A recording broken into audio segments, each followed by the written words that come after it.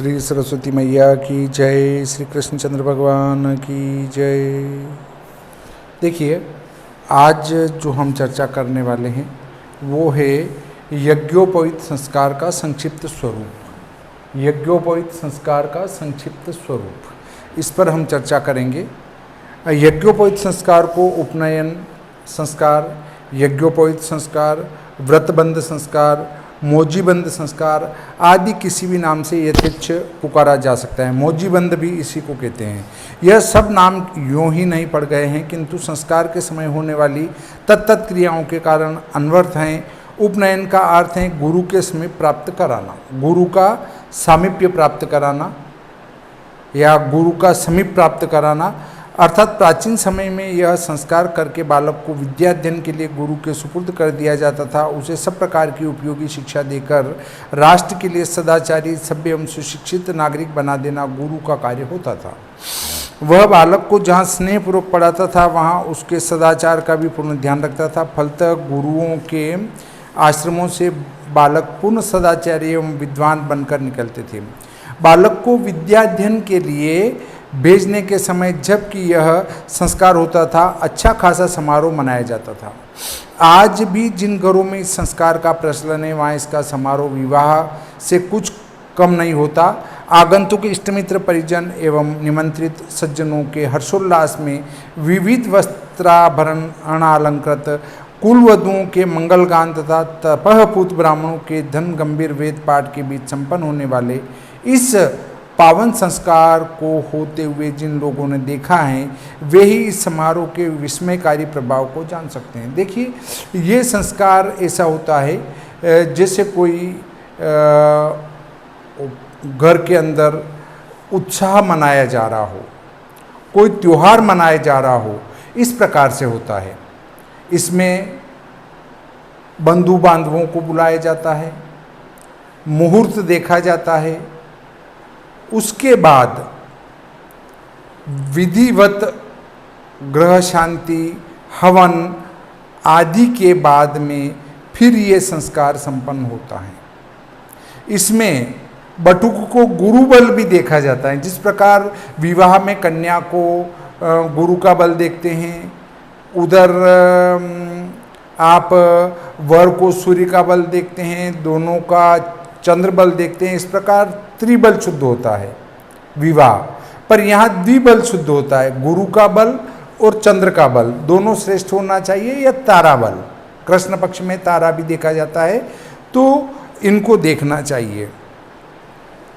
तो यह सब समारोह और उत्सव मनोविज्ञान से संबंध रखते हैं।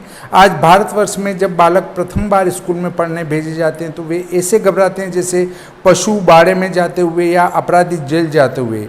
मास्टर जी की शक्ल में उन्हें होवे का रूप दिखाई देता है, किंतु मनोविज्ञानवेत्ता उन महर्षियों ने बालक के हृदय में विद्याध्ययन का चाव भरने, गुरु से भय की अपेक्षा प्रेम भाव हृदय में रखने, एक शब्द में कहें रोते झींकते नहीं किंतु हंसते हंसते पाठशाला में जाने के लिए ही संस्कार का प्रचलन किया था।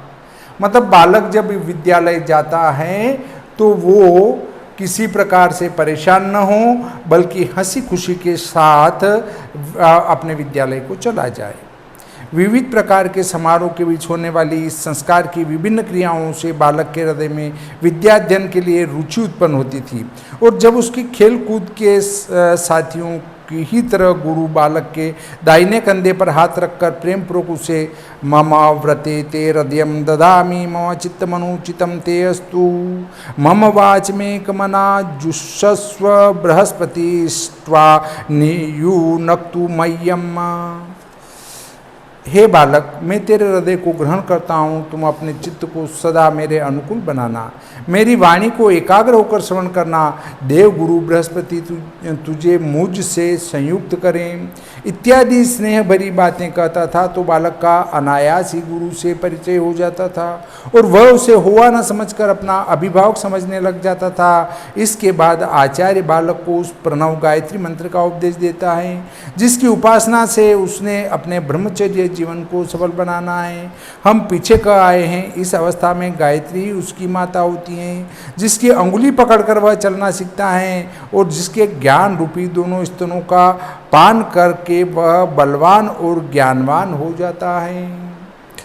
आचार्य से दीक्षा ग्रहण करने के बाद ब्रह्मचारी भिक्षा के लिए भेजा जाता है। यह क्रिया यद्यपि आज नाटक के तौर पर पूरी कर दी जाती है, किंतु महर्षियों ने इसे वैज्ञानिक दृष्टि से ही संस्कार में सम्मिलित किया था।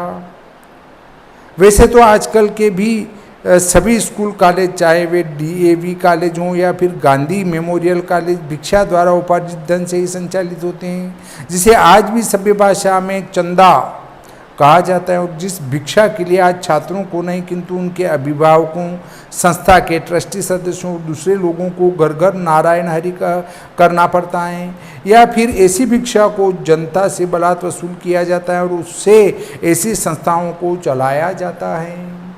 अर्थात आज भी कई चंदे से विद्यालय चल रहे हैं, जो आप अगर देखेंगे तो आपको पता चल जाएगा। कुछ भी हो, आज के वैज्ञानिक युग में भी नामांतर से हम इसी भिक्षावृत्ति से ही संस्थाओं को चलता हुआ पाते हैं, परंतु चूंकि इनमें पढ़ने वाले विद्यार्थियों से फीस भी ली जाती हैं, इसलिए वे अर्ध भिक्षार्जित स्कूल कहे जा सकते हैं। पूर्व काल की संस्थाएं गुरुकुल, ऋषिकुल इससे कुछ भिन्न प्रणाली पर चलते थे। उनका संचालन मुख्यतः जनता से प्राप्त भिक्षान्न पर ही होता था। उनमें गरीब, अमीर, राजा, रंक सभी बालक बिना किसी भेदभाव के, बिना किसी फीस के शिक्षा पाते थे। आचार्य सबको समान दृष्टि से देखते थे और उनमें भी परस्पर प्रगाढ़ प्रेम होता था। आदर्श मित्र कृष्ण और सुदामा ऐसे ही किसी आश्रम के सहाध्यायी थे। अर्थात कृष्ण और सुदामा ने उज्जैन के अंदर गुरु सांदीपनी के आश्रम में शिक्षा प्राप्त की थी। सुदामा जी एक गरीब ब्राह्मण थे और भगवान कृष्ण एक राजा के पुत्र कहे जा सकते हैं, तो भी उनमें गहरी मित्रता थी। उनकी मित्रता का नवांकुर ऐसे आश्रम की छत्र छाया में ही उगा और वृद्धि को प्राप्त हुआ। ऐसे आश्रमों में शिक्षा पाने वाले छात्र अपने उस शिक्षा को जो उन्होंने राष्ट्रधन से प्राप्त की हुई होती थी, देश के लिए अधिक से अधिक उपयोग करते थे। राष्ट्र के इस ऋण को वे कम से कम पारिश्रमिक लेकर लोक सेवा करके चुकाना अपना कर्तव्य समझते थे।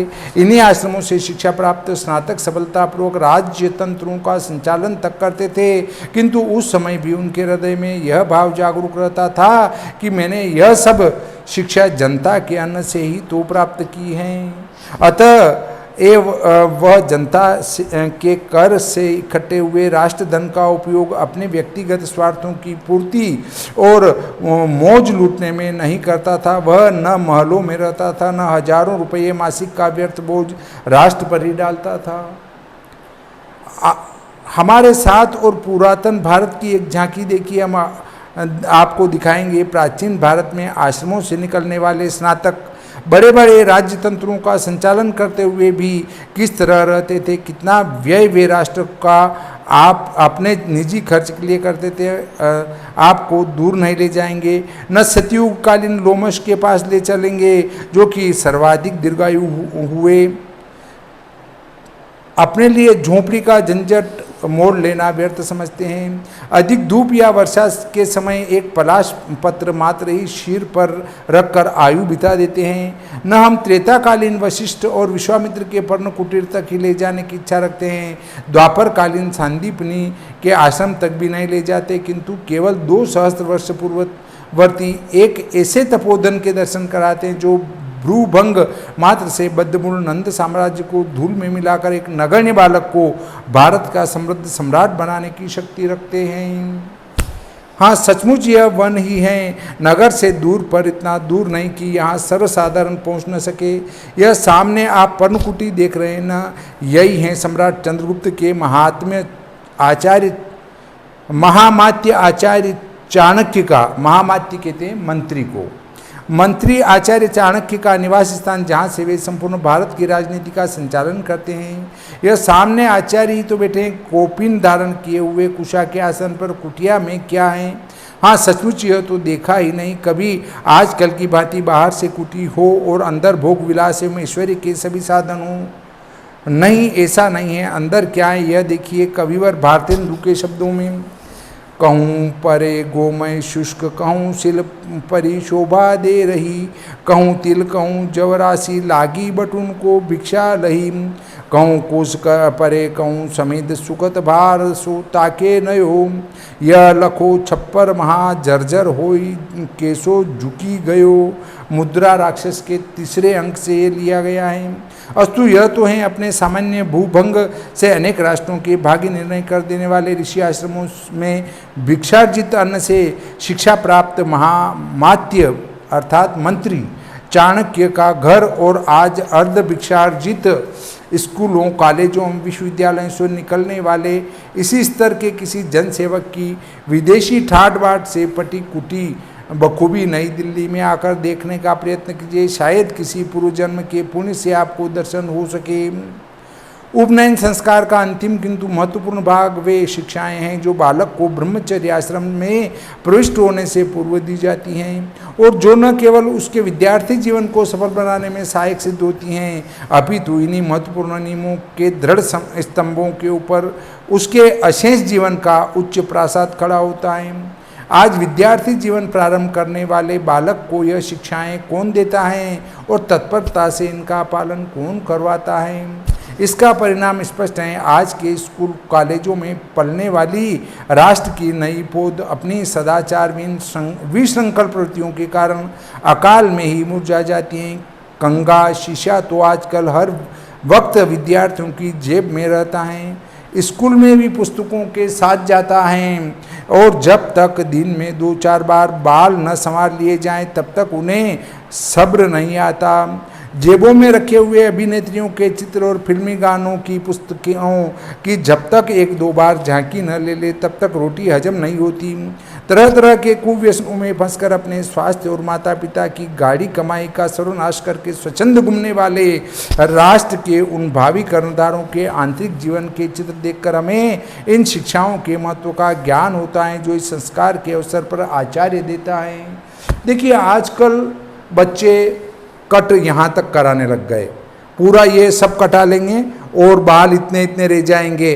अब स्कूल के टीचर भी कुछ नहीं कर पाते। इसमें क्या है कि शासकीय स्कूल में तो बच्चों को डांटना फटकारना सब कुछ मना होता है, बेचारों को अपनी नौकरी बचा के चलना होता है, इसलिए वो छात्रों को कुछ नहीं कहते हैं, भैया तू ऐसे बाल कटा या पूरे कटवा के आ जा, कुछ भी करके आ, हमें तो तेरे को पढ़ाना है। ये उनकी मजबूरी होती है। और प्राइवेट स्कूल में जाएं तो चूंकि वहाँ पर पैसा भी खर्च होता है और डांट फटकार भी पड़ती है शिक्षकों की, इसलिए वहाँ पर व्यवस्थित स्नान करके व्यवस्थित तेल डाल के बच्चा टाई लगा के जाता है। परंतु शासकीय स्कूल के टीचर 100 बार भी कह दें तो बच्चा अपने बालों को सही नहीं करवाएगा, चाहे कुछ भी कर लिया जाए। तो ये शिक्षा नीति ही गलत हो चुकी है, अब कोई कुछ नहीं कर सकता।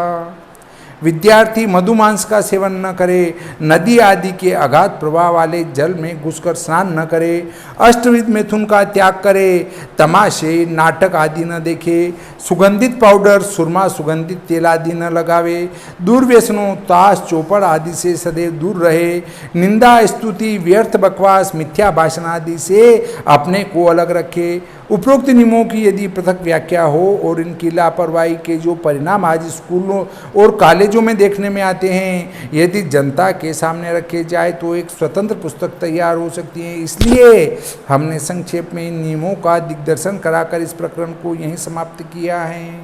इस प्रकार आज का ये प्रकरण यहीं समाप्त होता है। श्री सरस्वती मैया की जय, श्री कृष्णचंद्र भगवान की जय।